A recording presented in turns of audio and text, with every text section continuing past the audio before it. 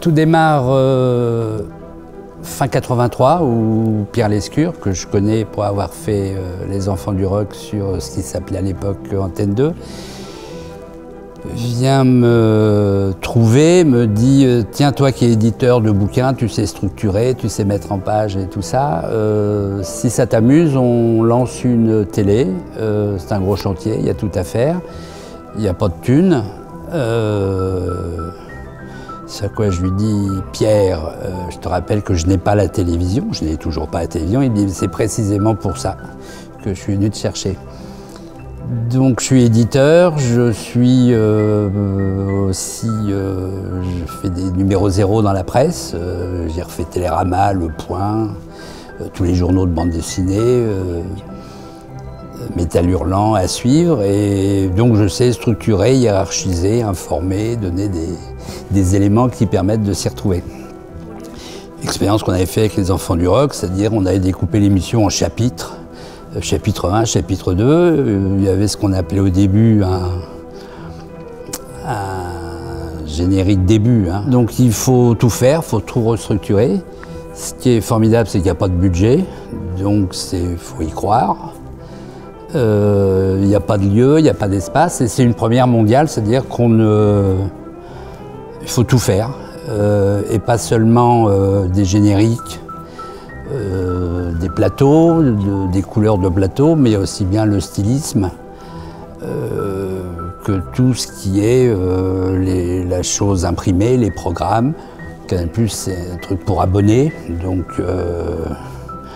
il faut que les gens en aient pour leur argent. C'est la 4e chaîne française, il y avait TF1, Antenne 2, FR3, et puis il y a la 4e chaîne, alors après ça j'ai fait Arte la 7, qui était bizarrement après la 6, et puis la 6 aussi. Et donc je suis un peu...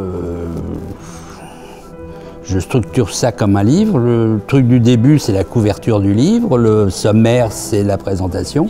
Et après ça, on rentre et on hiérarchise les lettres, les informations. Ce qui m'intéresse aussi, c'est précisément la chose inscrite, la signalétique à l'intérieur d'une émission.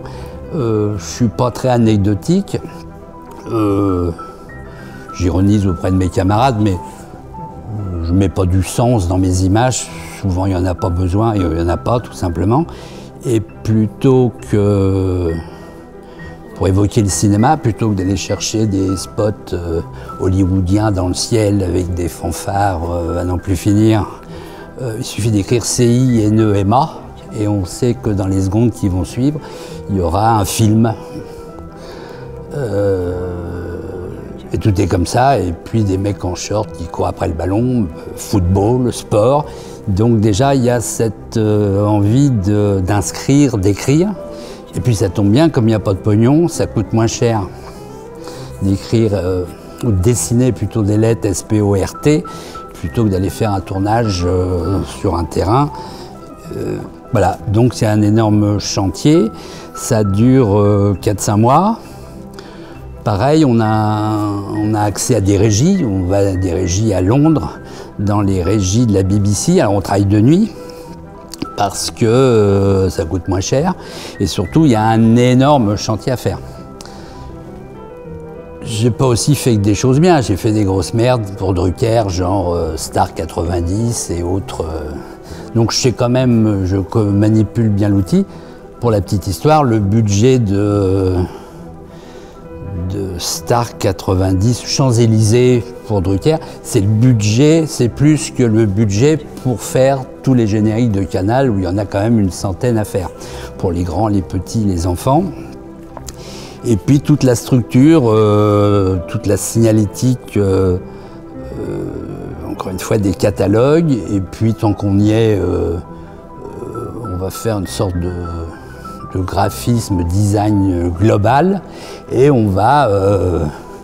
bonjour Richard Meyer, c'est un petit architecte en devenir californien, et puis il aime bien aussi les aventures, il va faire le siège de Canal+, et je suis le premier dans les locaux, dans mon Algeco avec mon casque, et je veille à ce que tout le monde ait un joli logo Canal+, à côté de Bouygues.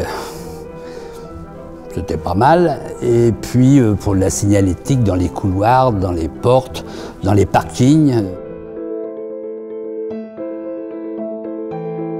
Alors pour ça, il faut un alphabet. L'alphabet, celui qui correspond le mieux à la chose informative et qui s'écrit en capitale, en majuscule, c'est le Futura de Paul Rainer. Mais les inclinaisons, on est à l'époque du pixel. Les escaliers, tout ça, ça merdoie un petit peu, donc il faut trouver des angles. Des capitales, pourquoi? Parce qu'il ne faut pas des montantes et des descendantes. Parce que ce qu'on appelle dans la télévision les synthés, les synthétiseurs d'écriture, eh ben on est enfermé dans des petits couloirs et il ne faut pas qu'il y ait de montantes et de descendantes. Ça tombe bien, je suis contre les accents sur les caps. Et Futura est le seul alphabet qui a une parfaite lisibilité par rapport à son petit cousin l'Helvetica qu'on n'utilise jamais en capitale. Lui, le Futura, sous réserve qu'il soit en italique, peut être lu et bien lu en capitale. Mais les inclinaisons, tout ça, c'est un vrai souci. Tant qu'à faire, puisqu'on a quelques mois, on va se refaire ABCD jusqu'à Z et je recrée un Futura qui va s'appeler le Canal+. Alors il y a le Canal+ Bol, le Canal+ Light, le Canal+ Régular et ainsi de suite, en romain, en ital, plus tous les signes et ainsi de suite. Ça coûte quand même une blinde parce que là, il y a des droits, il y a des trucs à payer, mais c'est absolument nécessaire. Donc très vite, on installe toutes ces choses-là.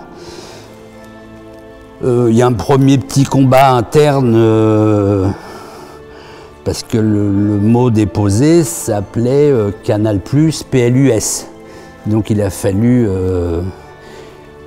se battre ou s'imposer pour dire que le signe algébrique plus était plus chargé le signe était plus fort pour l'œil plutôt qu'écrire PLUS. Donc à l'époque, je me souviens des débats sur ouais mais plus quoi, enfin bref, on vote pour le plus. Et très vite, j'ai les mains libres pour faire absolument ce que je veux. Je me tourne vers mon client qui est Pierre Lescure. Il me dit attends, je lui dis peut-être que, il me dit attends, tu te démerdes. Mon directeur financier, il fait en sorte que le pognon rentre. Mon RH, il s'occupe de n'embaucher que des gens sympathiques, souriants et ainsi de suite.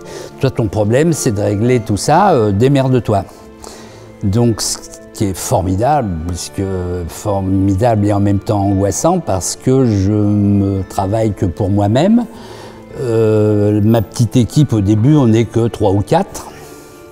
Mais je suis tout seul à me débrouiller avec tout ça.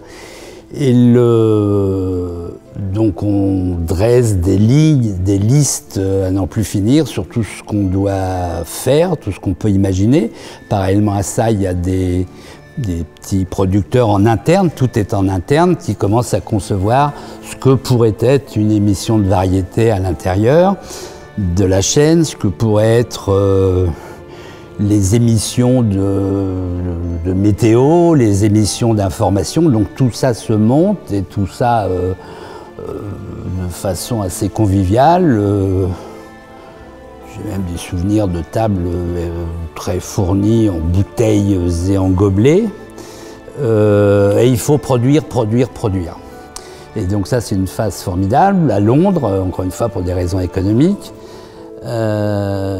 C'est l'époque où Lescure vit avec Deneuve, qu'on appelle Mamie et Mieux, puis qui vient nous voir la nuit, nous apporter des petits casse-croûtes vers le coup de 4 heures.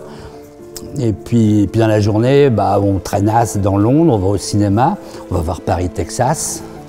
Mamie est en larmes à la sortie de Paris, Texas. Et c'est ça, c'est Canal, on va construire un truc.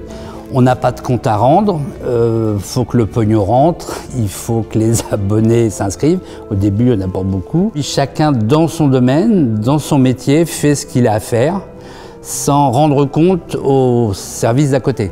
Donc Lescure et Alain Degreffe commencent absolument à orchestrer un petit peu tout ça. un peu dépassé par mes arguments, mon noir et blanc. Pourquoi du noir et blanc? Parce que c'est le plus beau des faire-valoir pour ce qui sera en couleur. Et puis très vite, ça déborde dans les décors, dans le stylisme, les présentateurs.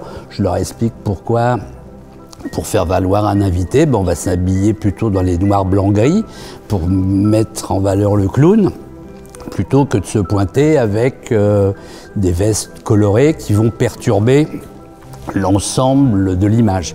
À l'époque, il y a PPDA, Poivre d'Arvor, qui faisait partie de la première équipe,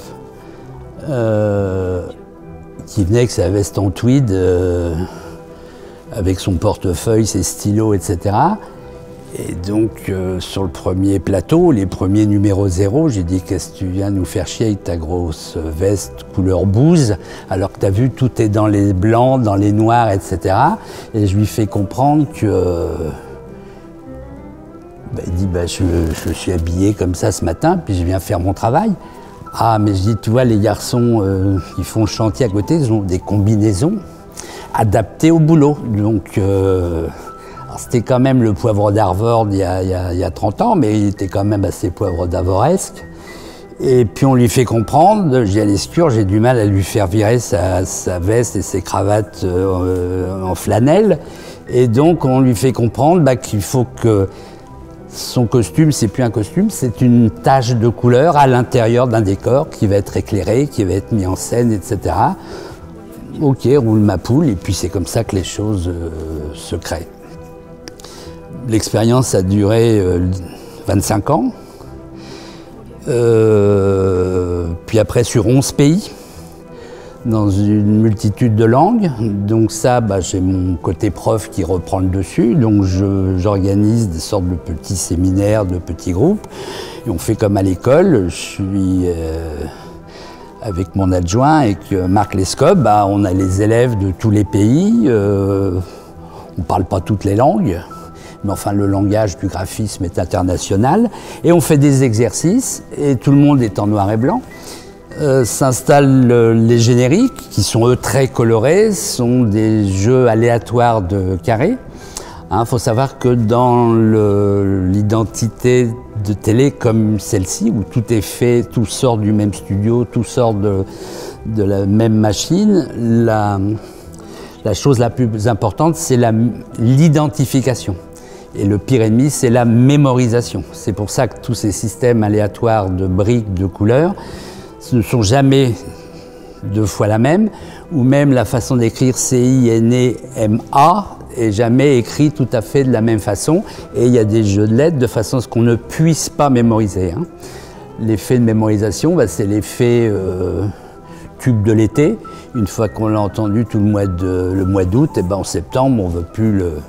Donc on installe ou on met en place ces systèmes d'identification, et chaque fois qu'il y a une information noir et blanc, blanc sur noir plus exactement, c'est-à-dire de la lumière sur de l'absence de lumière, c'est pas le noir, c'est l'absence de lumière, plus des carrés qui clignotent de façon aléatoire, on sait où on est.